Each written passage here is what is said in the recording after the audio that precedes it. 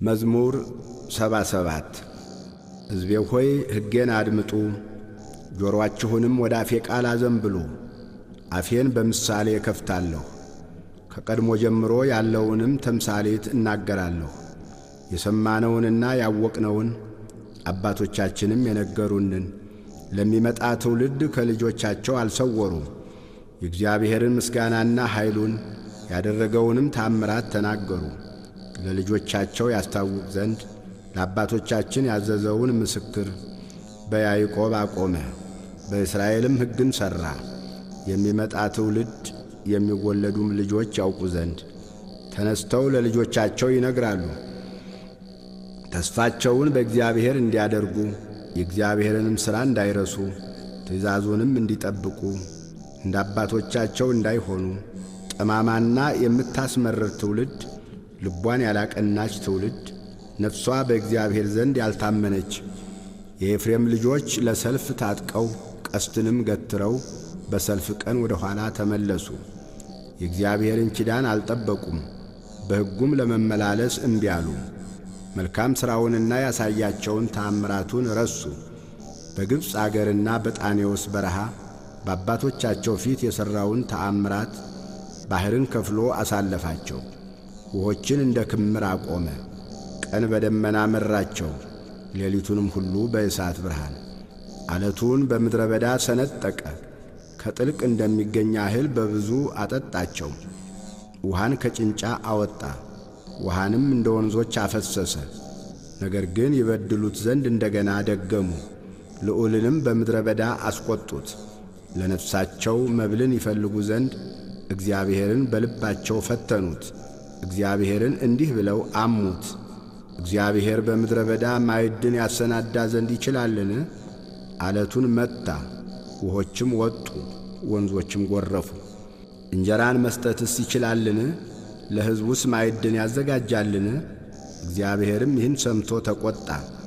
በያዕቆብም ላይ እሳት ነደደ፣ መዓትም በእስራኤል ላይ መጣ። በእግዚአብሔር አላመኑምና በመድኃኒቱም አልተማመኑምና።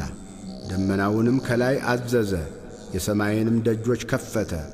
ይበሉም ዘንድ መናን አዘነበላቸው፣ የሰማይንም እንጀራ ሰጣቸው። የመላእክትንም እንጀራ ሰው በላ፣ ስንቅንም እስኪተርፋቸው ላከላቸው። ከሰማይ የምሥራቅን ነፋስ አስነሣ፣ በኃይሉም የደቡብን ነፋስ አመጣ። ሥጋን እንዳፈር የሚበሩትንም ወፎች እንደ ባሕር አሸዋ አዘነበላቸው። በሰፈራቸው መካከል በድንኳናቸውም ዙሪያ ወደቀ። በሉ እጅግም ጠገቡ። ምኞታቸውንም ሰጣቸው፣ ከወደዱትም አላሳጣቸውም። መብላቸውም ገና ባፋቸው ሳለ የእግዚአብሔር ቁጣ በላያቸው መጣ። ከእነርሱም ከፍ ያሉትን ገደለ፣ የእስራኤልንም ምርጦች አሰናከለ። ከዚህም ሁሉ ጋር እንደገና በደሉ፣ ታምራቱንም አላመኑም። ቀኖቻቸውም በከንቱ አለቁ፣ ዓመቶቻቸውም በችኰላ። በገደላቸውም ጊዜ ወዲያው ፈለጉት፣ ተመለሱ፣ ወደ እግዚአብሔርም ገሰገሱ። ረዳታቸውም እግዚአብሔር መድኃኒታቸውም ልዑል አምላክ እንደሆነ አሰቡ። በአፋቸው ብቻ ወደዱት፣ በአንደበታቸውም ዋሹበት። ልባቸውም ከእርሱ ጋር አልቀናም፣ በቃል ኪዳኑም አልተማመኑትም። እርሱ ግን መሐሪ ነው፣ ኀጢአታቸውንም ይቅር አላቸው፣ አላጠፋቸውም። ቁጣውንም መመለስ አበዛ፣ መዓቱንም ሁሉ አላቃጠለም። ወጥቶ የማይመለስ መንፈስ ሥጋም እንደሆኑ አሰበ። በምድረ በዳ ምን ያህል አስቈጡት፣ በበረሃም አሳዘኑት። ተመለሱ፣ እግዚአብሔርንም ፈተኑት፣ የእስራኤልንም ቅዱስ አሳዘኑት።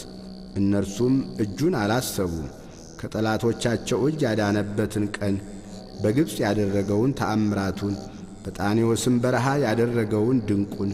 ወንዞቻቸውንም ወደ ደም ለወጠ፣ ምንጮቻቸውን ደግሞ እንዳይጠጡ። ዝንቦችንም በላያቸው ሰደደባቸው፣ በሏቸው። በጓጉንችርም አጠፋቸው። ፍሬያቸውን ለኩብኩባ ሥራቸውንም ለአንበጣ ሰጠ። ወይናቸውን በበረዶ በለሳቸውንም በአመዳይ አጠፋ። እንስሶቻቸውን ለበረዶ ሀብቶቻቸውንም ለእሳት ሰጠ።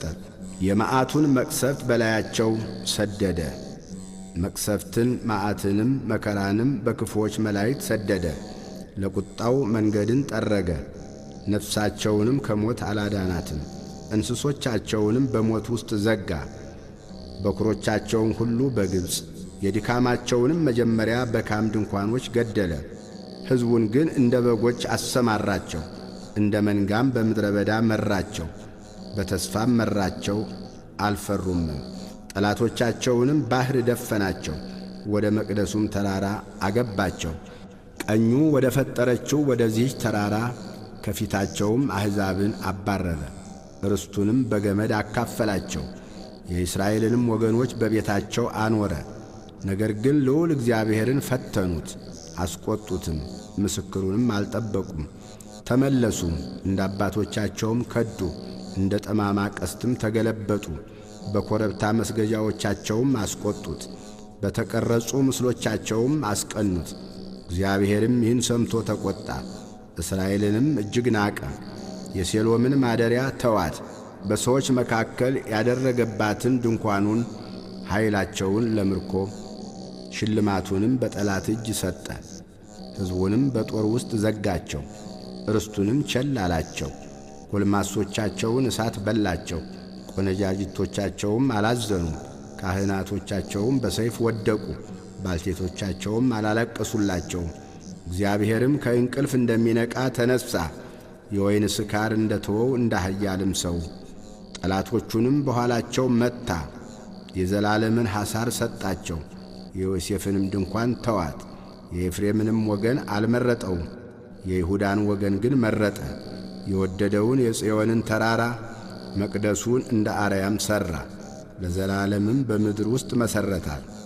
ዳዊትንም ባሪያውን መረጠው፣ ከበጎቹም መንጋ ውስጥ ወሰደው፣ ከሚያጠቡ በጎቹም በኋላ። ባሪያውን ያዕቆብን ርስቱንም እስራኤልን ይጠብቅ ዘንድ ወሰደው። በልቡ ቅን